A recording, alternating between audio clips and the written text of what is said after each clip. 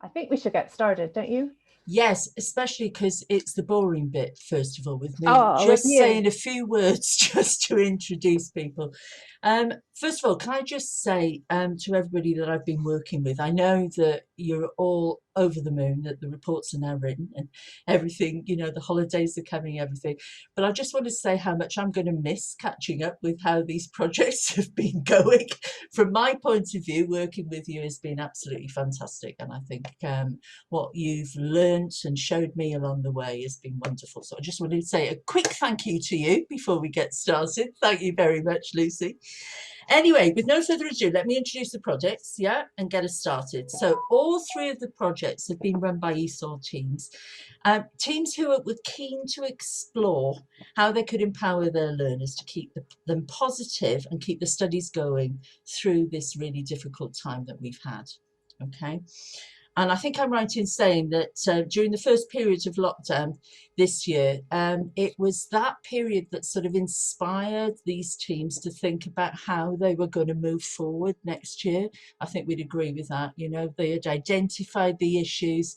And so this research has been thoroughly grounded in the need to really make sure that their learners benefited in the difficult time ahead. Okay, so you'll hear very briefly about how the projects have explored ways in which they could keep learners engaged and supported.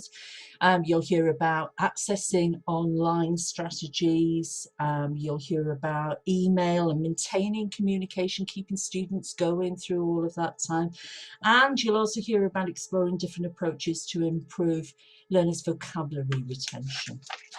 Now, these are only just snapshots. They've only got 10 minutes each to try and sort of get these ideas across to you. But just to let you know, the presentations themselves have already been popped up on a Padlet, so you'll be able to go and see any bits that we've missed to get across. And of course, as David has already said, we've got those reports coming out soon with all the lovely materials attached to them and everything. So you'll have plenty of opportunities to go and find out more. With that in mind, 10 minutes, as I say, to share. So apologies to all of you if I start interrupting you. But what we'll do is I'm going to hand over straight away to the Wakefield team, and I think Lucy's going to kick us off with her presentation. Is that okay, Lucy? Yeah? Yeah, I'm just going to share my screen now. Okay, so hopefully you can all see that. Okay, so welcome to our virtual classroom.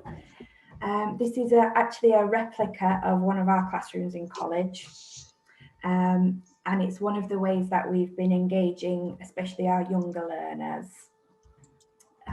So if I just this was the aims of our project was really to level the playing field for ESOL learners in relation to online learning.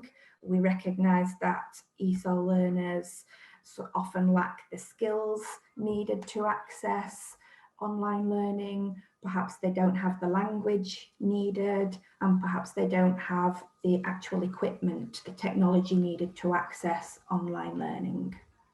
So we were just exploring ways that we can help our learners to engage with online learning. So first of all, I'm going to show you our team. This is the Wakefield team. We are a group of 8. There's none of us beige in this team. We're all have our own opinions about things. So it was me that took the lead and kind of tried to keep everyone together and on track and moving forward. So that's why I'm here today, I guess. The first thing we did really was we developed an IA for digital skills for ESOL. We redesigned it in so many different formats, but eventually we've settled on this Microsoft Forms, which hopefully if I click on it, I'll just give you a quick little look at, just to show you what kind of things we were asking in that. How confident do you feel? What do you have access to? But then also testing out the language skills So it's not just about what can you do, but do you know what this means? And each one also has an I don't understand button. So I don't know about you, but that's the first word that I learned when I was learning French, is je ne comprends pas. So I felt like most of our learners would probably know that. Let me just come back out of that. Okay. The next thing that we did was we were trying to engage our younger learners. So we used a lot of avatars and emojis, and they really, really got on board with this. They all created their own emojis and avatars, and they were using them to hand their homework in. They would send like little emojis and avatars with their homework attached. And also during the lockdown, I found that it was a really, really good way for me to check in with my tutor group, just to see how everyone was feeling. A lot of them will not, doesn't matter what they're doing, they will not put their cameras on. So it's really difficult to sort of gauge how they were feeling, but they were quite happy just to send me an avatar to say how they were feeling. So that was great. I could check in with them all. Something else that we've been doing was interactive PowerPoints. So these can be used in online classes. They can be used in face-to-face classes. They can be used for flipped learning. They can be used to give homework activities. They've been really, really useful, just to like have everything in one place and link it to other things. So I'm just gonna, let me just make that a little bit bigger. It's only a few seconds long, this video. So it just kind of gives you an idea of the sort of things that we've been doing. This is me complete with lockdown hair as well, before I had my hair cut. So that's that one. We also developed a similar sort of thing really to the interactive PowerPoint, but it was designed to be sent out to students before they started their online class. So it was to give them like how-to video guides and enable them to learn the language they needed to access the online learning. It's also a really good reference material to be put in their teams. It can be sent out like in little bits, just a little bit at a time, or you can send it all at once, whatever the teacher wants to do with it really. We've also embedded a lot of Teams. We've been teaching a lot through Teams, so it enabled us to make a really swift transition to online learning. We've been doing a blended learning module for the whole of September to December. But then when we went into lockdown in January, we were able to just get up and running straight away, which was brilliant. So the learning from this project, we've discovered that all levels of learners are able to engage with online learning if it's approached in the right way. We've had pre-entry students up to level 1, level 2 students taking part. And it's opened up like a whole new world of possibilities for them and us. I think one of the main things that I'm going to take away is like a really renewed, I've really enjoyed like finding new ways to teach. So I really enjoyed this year, and I think our students have as well. How am I doing for time, Sheran? Have I got time to share MB?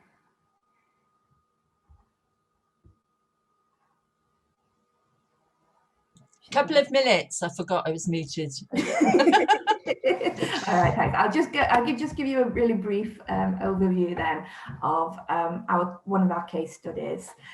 He was a pre-entry learner. He's never been to school before. He's from Gambia. He's full-time, but he was just unable to access anything last year. He didn't have any equipment. He didn't have any skills. We loaned him out a tablet, and he started joining his online classes. He wasn't able to use any of the functions. He would just he would be on the call for like 4 hours after the class finished until his battery ran out because he didn't know how to hang up. So we've been working with him a lot. We've done like video calls, me and the teacher to the classroom, and there's like a whole class of like smiling faces. And now he joins his online classes. He is on the phone to his friends at the beginning, helping them to get on. He's making little comments, he's sending me emojis. He's just, and like his confidence in not just his ICT skills, but just everything has just grown. It's really, really, it's just been completely revolutionized his life, I think. And it's just really, really nice to see. His enthusiasm is really infectious. So it's been really, really positive for him. And finally, our next steps. We're going to be developing an essential digital skills for ESOL learners course to kind of go through all of that language for online learning. We will be continue a blended learning model from September to allow us to build on this year's success. And we will continue to utilise the IA to identify starting points and track progress of digital skills to hopefully build on the what we've already done this year. And that's all from me. That's absolutely fantastic. Thanks for sharing so much with us, Lucy, and thanks to all of the team there at Wakefield. I can see some of you there. Okay, what we'll do, if you don't mind, is just shoot over straight away now. So if you stop sharing, Lucy. Trying to see where is it say stop? Oh, there. Sorry. Yep, got it. Yeah. And Nadine, if you unmute yourself to start off with, don't do what I just did. Down at there, perfect. Okay, now Nadine's at Hull College and she's going to be sharing the work that they did with you next. Can everyone see that? It's on the smaller version for me at the moment. Hold on a minute. Yes, that's the one. It is quite small, but that's the version that is the true one. Is that one okay for everyone? I'm just trying to see if we can get it. Is there a way of making it into the large full screen version? Can you? What did you do, Lucy? You're sorry. I just zoomed in a bit at the top. I just clicked the 3 little dots up at here. the top of your screen, and it just like enlarged it a bit. Just zoom in. Top right. Up here. Dots. Top right. Top right on the Zoom thing, or on the thing link thing. On the actual thing link thing. On the, you know, on your browser. Where it says not syncing right beside it. There you go. Yeah. There. That's the one. Yay! Okay, thank you. Okay, right. Okay, so morning everyone. I'm a little bit nervous today because I've got so much to try and share with you, but I know that you can access this after this talk, so I'm not too worried, but I'll start my stopwatch now. So go, Nadine. Okay, right. So our project grew out of the challenge of the first lockdown. Some of the emails that were sent from learners to teachers were really difficult to understand. Often students would just use the subject line, not leave a name. So these were the difficulties students and teachers were facing. Students really wanted to communicate, and teachers weren't getting the messages through, and then it had to be a phone call to follow up an email, taking a lot of time. So our project was to try and build on these basic email skills, both the digital side and the language side, to help our students write better emails. That's where we started. So the aims basically to support our learners write better emails in their life, not just in our classes. They could take more fully part in their ESOL classes, communicate with teachers and other students better, and generally just improve their communication methods. So often teachers are on the phone to ESOL students asking how they are. Have you got the materials? I don't know how to access my email. All that was on the phone, and it was really difficult in lockdown. So it was improving that situation for the future, for future lockdowns, or just future classes in ESOL, really.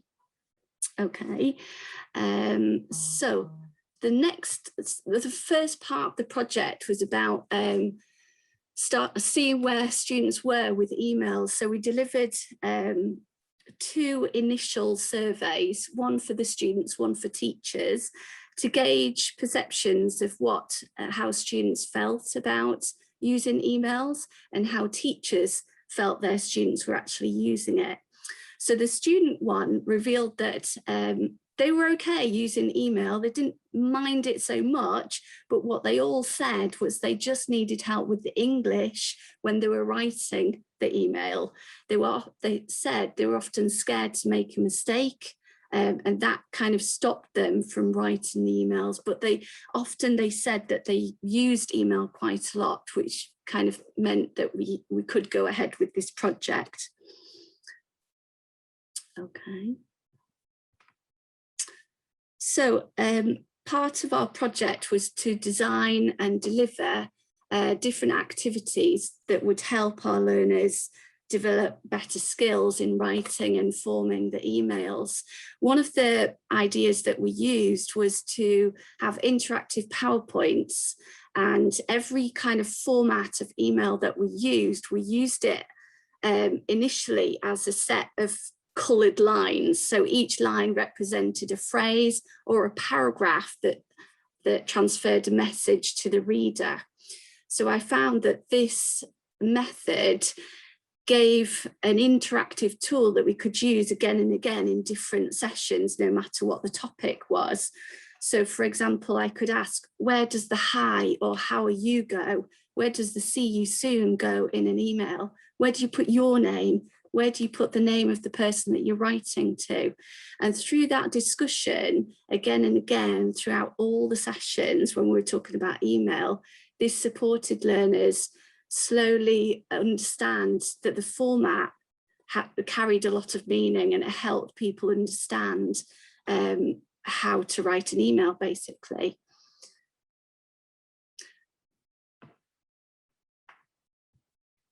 Okay, so this was one of our student journeys. So sorry, it's quite wordy on that side, but if you ever take a read of it later, you'll understand. So this shows just a sequence of emails that a learner sent me from the very start of the project. So we started with just a line in the subject line of an email saying hi. So the teacher doesn't know who it's from unless they recognize the email from the student, the email address from the student. And we went a bit back and forth with just hi, no name. And then another one saying, hi Nadine, how are you? I'm, so just the I'm and the name of the student. And it carried on a little bit like this. And then in sessions, in the actual ESOL sessions, I'd ask a student to reply now in live time in the class. And then I'd help the student understand that they had to actually write hi and my name and finish with see you soon and their name. So through a sequence of sessions like that, we played around and practiced that. And then towards the end of the project, this was on the return to college, I'd given them a written exam formula, and this student had sent me back a full email with the paragraphs, with the hi, with the ending. I was like, yes, it worked. So I was just so happy that, this was not just one student, a few students had got this and gained this knowledge and said, yes, I can do this. I know exactly what you want now, Nadi, and just sent it. So that was really, the peaks of the project came from the students, and we could clearly see their journey. Okay, and next bit, let me just work out how to move you all around so I can see.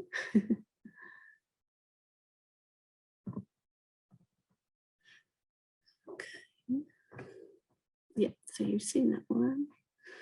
And now I didn't do that bit, Sheran, that you mentioned before, that video optimization, but I'll just show you the picture first and go back to it if necessary, if I've got enough time.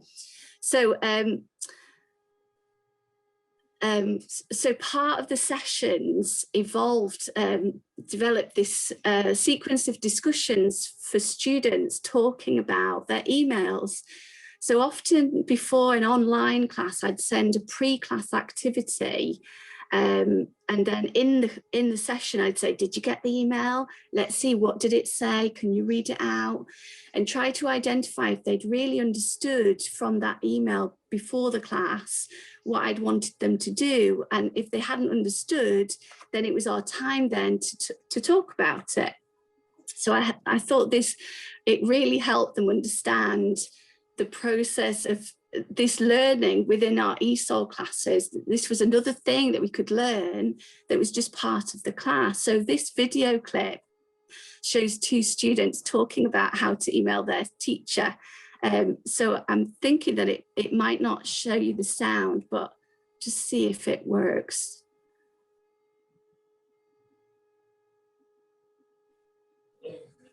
Can anyone hear this? Yeah.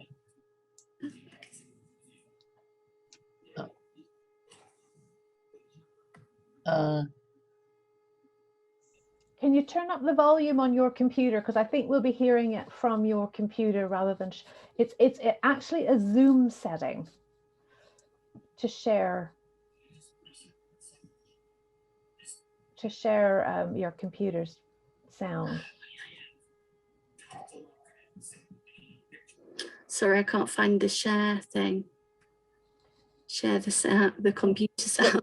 There's a beside where it says share screen, there's a little teeny arrow. Click that and it says advanced sharing options. You see that? And then when you open it, no, that's not it. I've got dock to bottom, or it should say share. There's a little box at the bottom that says share. Stop sharing and reshare if you want to share. Yeah, I think that might be it. You have to do it. Start a new share. So just start a new share, and it'll ask you to little box at the bottom that says share your sound. Oh no, I've got it now.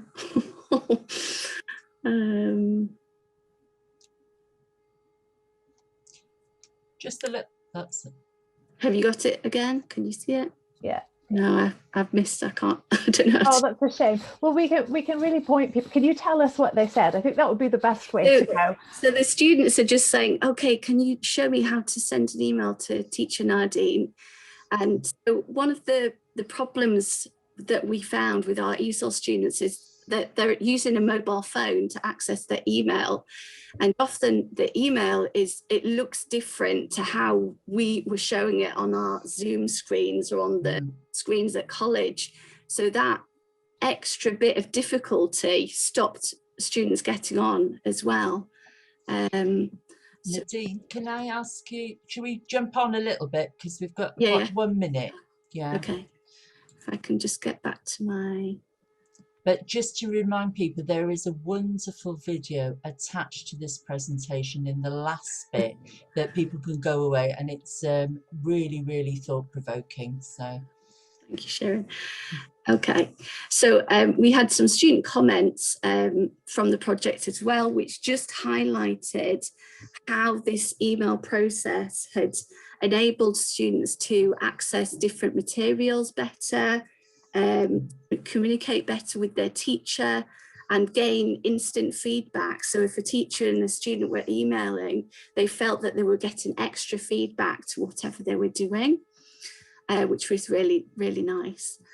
So the next steps of the project basically are that the college has recognised that our students have difficulty getting on the college system, getting on the email. So we've produced a series of screencasts that we'll be using in our new induction process from September. And again, we'll be using the surveys as we did last time to help us, realise if it's useful to the students or not. And then the last one, which you can access later, is a video, as Sheran has just said, about our project here. Okay, thank you everyone. Fantastic, that was wonderful, and it's definitely worth having a look at that video. I tell you now, it's wonderful. Okay, and we're zooming straight over now. Bridge, unmute yourself before we start. Bridget's just asked a very good question. Nadine, would your students allow them to use that video as a teaching resource? Yes, I got consent from everyone before I played. It was quite a long process, so they all said yes.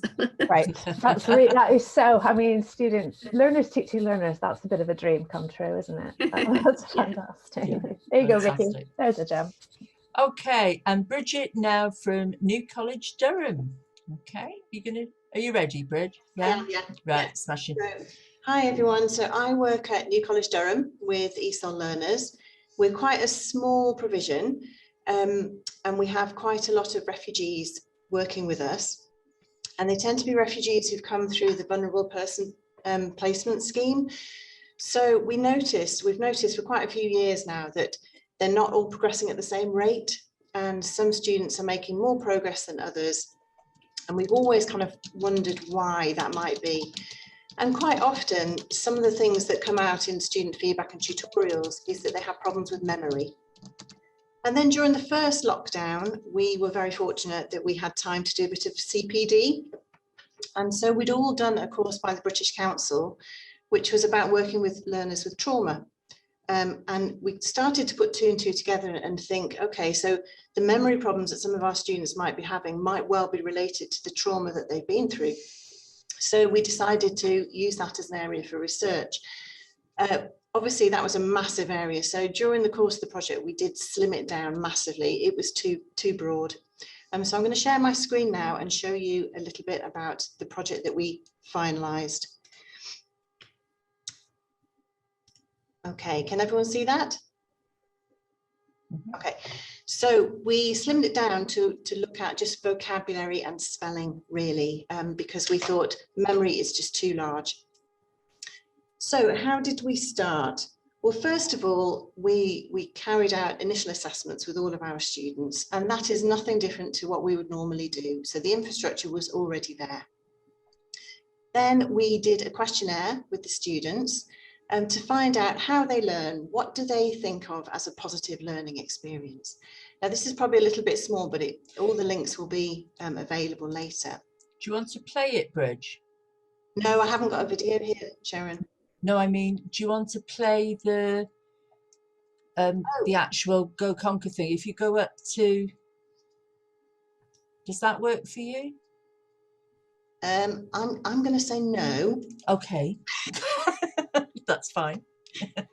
I'll just talk if you don't mind. Yeah. Then obviously this will be available for people to see.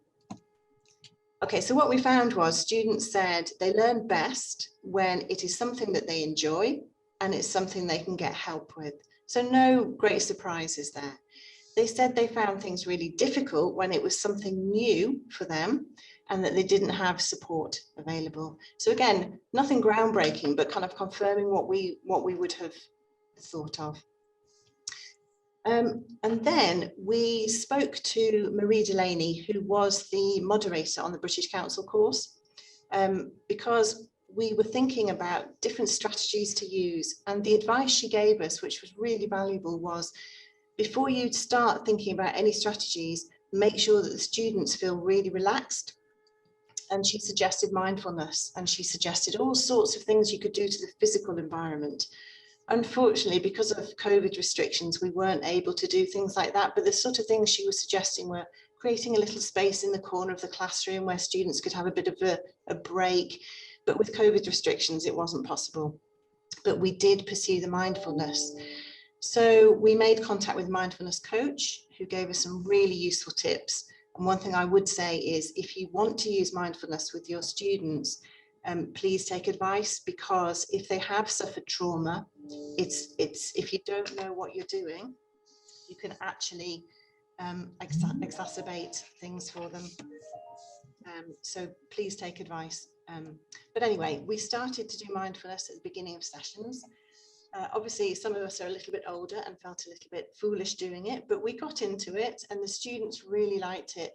It was just 5 minutes at the beginning of each session, focusing on breathing and just helping them relax. And we did find that they were then really positive and ready to learn. So a really useful lesson, and we will continue with that. Then we looked at different strategies for spelling. I put a few in here. So we use things like look, say, cover, write, check, which I know is very, very well known. We looked at words within words. So I put some examples in the appendices. We looked at chunking, so breaking words down into small components and looking at where the stress is. We looked at visualization. So what do they picture when they see that word? We used pictures. And we use lots of repetition, so getting them to say it, getting them to write it, and again pictures, sounds like, what does it remind you of, patterns within spelling, dictogloss activities, so all sorts of different things that we tried. And then each teacher chose one, with the help of their students, they chose one approach that they would use consistently across the year. In my class, the students wanted to use the chunking method. So that's what we did for the rest of the year. So that's really how we started. And then obviously we moved online, and we made a conscious effort when we were online to continue with this spelling and vocabulary work, because it would be so easy not to do it. We did lose the mindfulness at that point. It was too difficult when we were on Teams to do the breathing exercises, because as I'm sure you all had, there were children in the background and dogs and everything else. So it just wasn't possible. So we lost that at that stage. So really that was how we started. And then we looked at tracking. So when we looked at tracking, we used the formative and summative assessments that we usually would use, but we put an increased focus on vocabulary. So when we looked at the written work of students, we were marking it, not just for SPAG, but we were marking it for appropriateness of vocabulary. Are they recalling the vocabulary that we've done? The range. So really quite broad, much broader than we would have done. We then asked the students again, another questionnaire, how did they feel? And we asked them to compare their experiences of online learning and face-to-face learning. Where did they feel they were remembering more things from? And what was interesting was we carried this out in March, April, so we were back in college, but students were able to remember vocabulary and spelling that they had done in December better than work they had done 2 months ago with us. So we can see that there was something about being face-to-face that was much more beneficial. And I think it was probably the motor skills of actually writing the words down.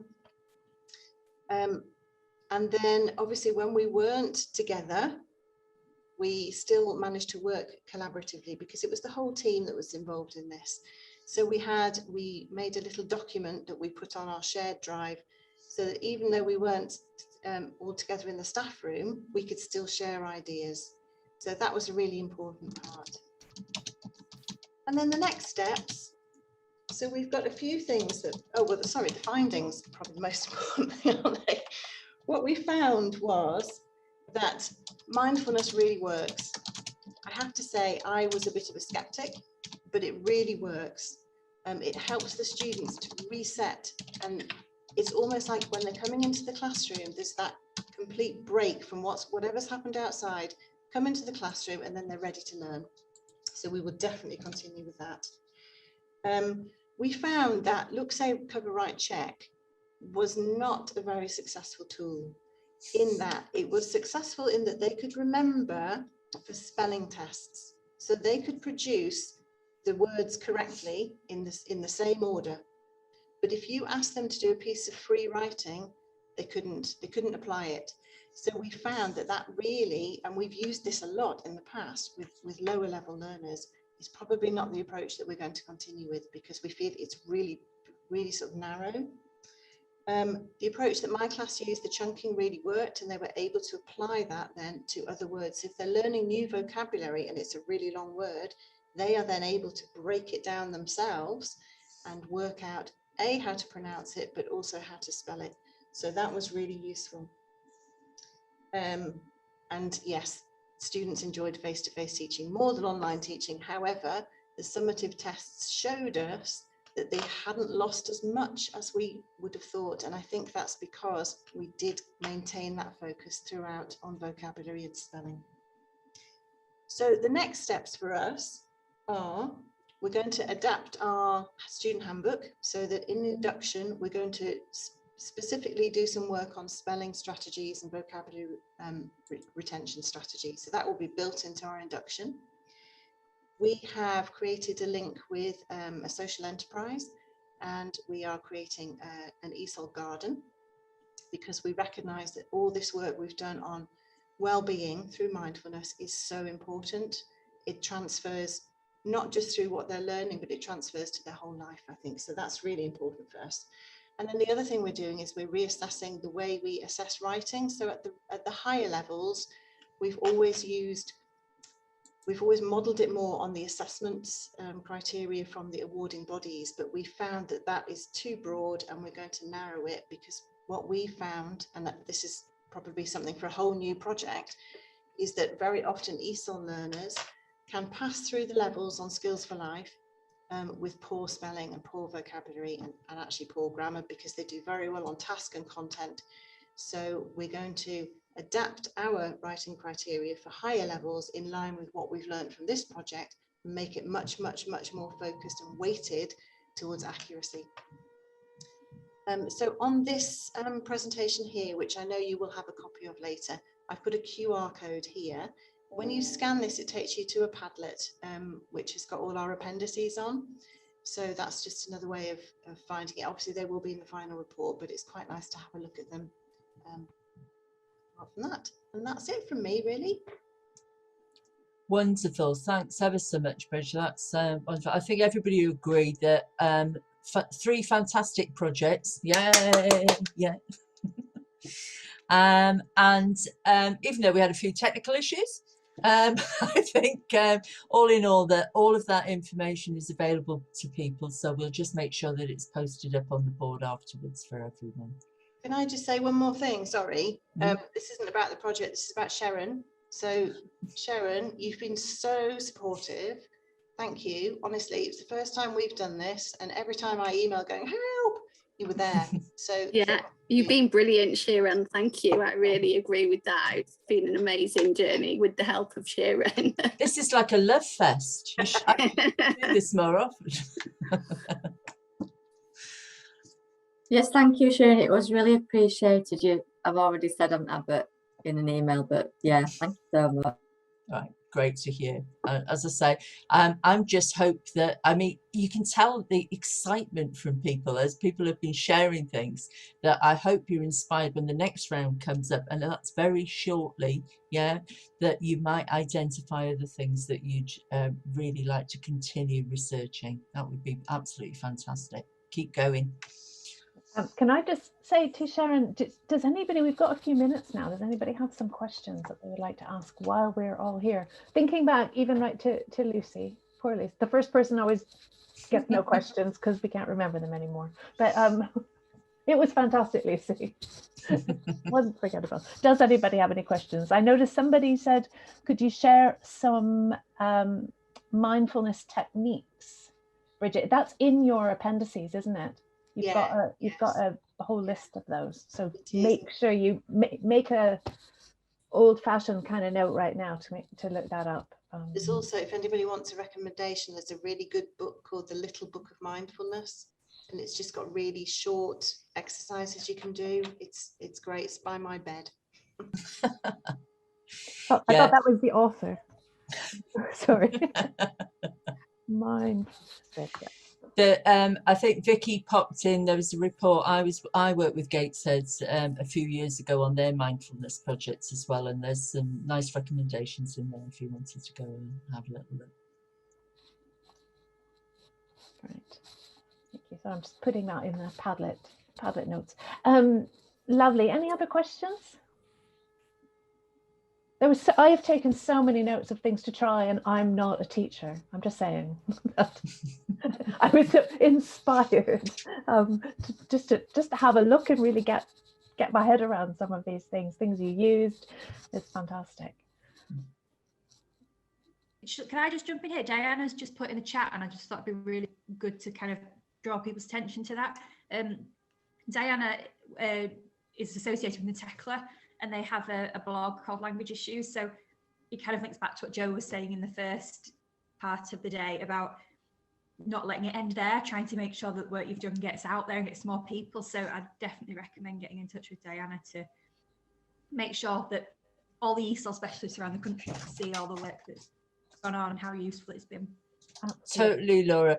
Chloe emailed me earlier on today just to say that there's next week to look out for the possibilities of other opportunities to share things with people. So I'll send those out as well. And I agree entirely with what Laura's just said. That's fantastic. I think, Rachel, did you want to add to that? Well, the word TECLA was mentioned, so I can't keep quiet. I can see Diana smiling. So just to say for all the ESOL interested people in the room, next year's OTLA, or the one that's the applications are open for now, TECLA are delighted to be part of the next round as well. So there's even more opportunities to do research for ESOL next year. So yeah, put your expressions of interest in. We're looking forward to it. Thank you. That's perfect. And that actually is probably a perfect way to end this portion of the event if you want to go. We've got a short break time. I'm looking at Vicky, so as long as she keeps nodding, we're fine. Short break, and then back into your next room for 11:30. And thank you so much for everyone who, I know so many of your names now. Thank you to the presenters, and thank you to the teams who were participating. And Katerina, I don't know if it came up, shared earlier, talking about thank you to your learners, because they're part of the team too. So definitely pass that on from us at the team here.